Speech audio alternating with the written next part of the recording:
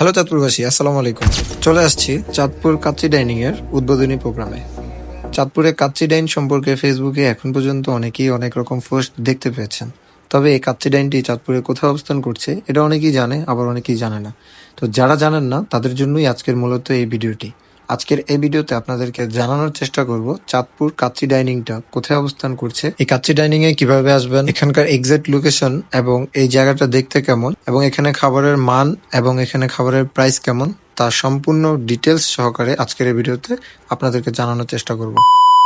আসসালামু আলাইকুম চাঁদপুরবাসী, চলে আসছি চাঁদপুরে আরো একটি নতুন ভিডিও নিয়ে। আমি বর্তমানে চাঁদপুরে যে জায়গাটিতে অবস্থান করছি এটা হচ্ছে চাঁদপুর জোরপুকুর পাড়। আমার পিছনে দেখতে পাচ্ছেন জোরপুকুর পাড়ের পুষ্করিণীটা অবস্থিত।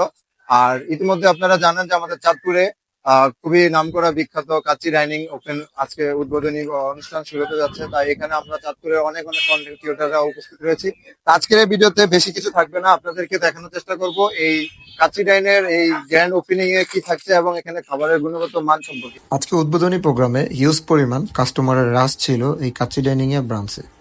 এখানে এত পরিমাণ কাস্টমার ছিল যে কোথাও দাঁড়ানোর মতো প্লেস খুঁজে পাওয়া যাচ্ছিল না। ওনাদের পুরো এই ব্রাঞ্চটা অনেক সুন্দরভাবে সাজিয়েছে।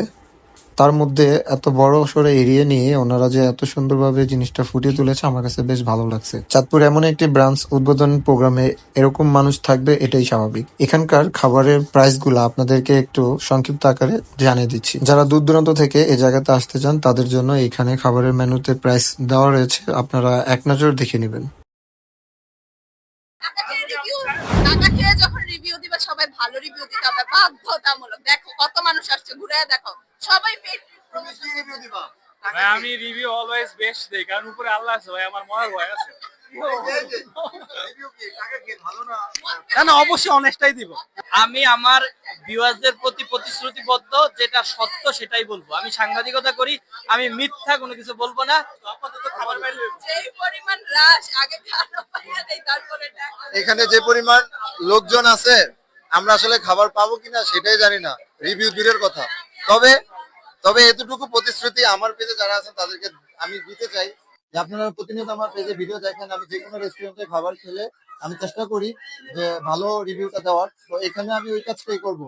প্রথমবারের মতো আমাদের চাঁদপুরে এরকম একটি গ্র্যান্ড ওপেনিংয়ে আমাদের চাঁদপুরের মোটামুটি কম বেশি অনেক কন্টেন্ট ক্রিয়েটারই একত্রিত হতে পেরেছি। তার জন্য থ্যাঙ্কস টু অল। সবার সাথে অনেক ভালো একটা টাইম এক্সপেন্ড করেছি, বেশ ভালো লাগছে। সবাই খুবই মিশুক ছিল, খুবই ফ্রেন্ডলি ছিল।